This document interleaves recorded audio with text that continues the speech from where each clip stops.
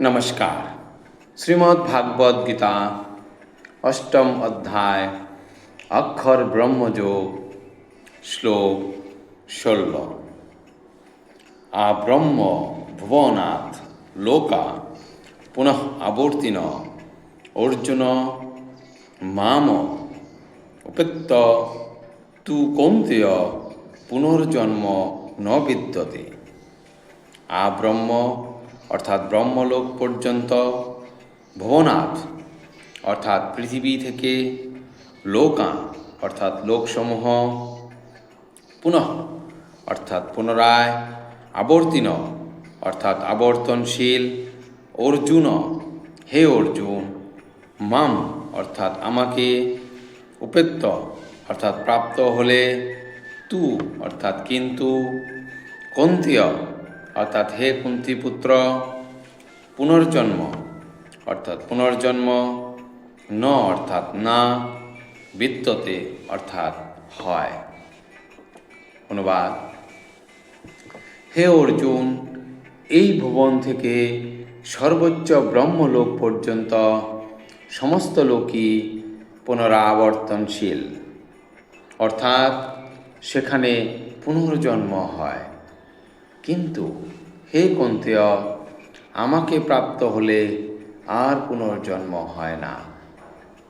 তাৎপর্য: কর্ম, জ্ঞান, হঠ আদি যোগ সাধনকারী যোগীদের ভগবান শ্রীকৃষ্ণের দিব্যধামে প্রবেশ করতে হলে পরিশেষে কৃষ্ণ ভাবনায় ভাবিত হয়ে ভক্তিযোগ অনুশীলন করার মাধ্যমে পূর্ণতা লাভ করতে হবে।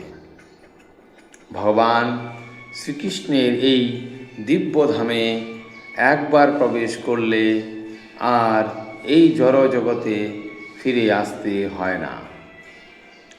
এই জড়জগতের সর্বোচ্চ লোকে, দেবলোকে প্রবেশ করলেও জন্ম মৃত্যুর চক্রের অধীনেই থাকতে হয়।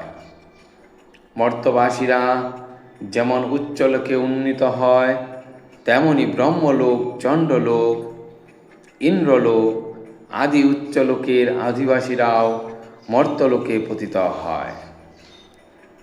ছান্দোগ্য উপনিষদে উল্লেখিত পঞ্চাগ্নি বিদ্যা নামক যজ্ঞ অনুষ্ঠানের দ্বারা ব্রহ্মলোকে উত্তীর্ণ হওয়া যায়। কিন্তু ব্রহ্মলোকে কৃষ্ণ ভাবনার অনুশীলন না করলে আবার এই পৃথিবীতে ফিরে আসতে হয়।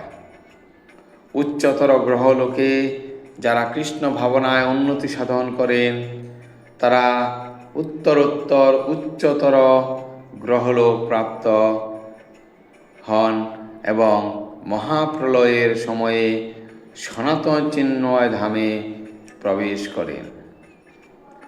বলদেব বিদ্যাভূষণ তার ভগবদ্গীতার ভাষ্যে এই শ্লোকটি উদ্ধৃত করেছেন: ব্রহ্মণা সহতে সর্বে সপ্রাপ্তে প্রতিসঞ্চরে পরশ্চান্তে কৃতাত্মান প্রবিশন্তি পরং পদম।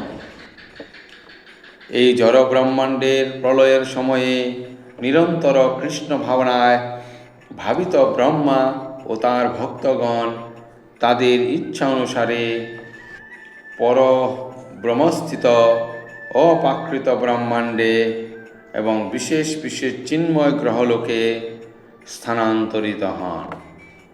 ধন্যবাদ।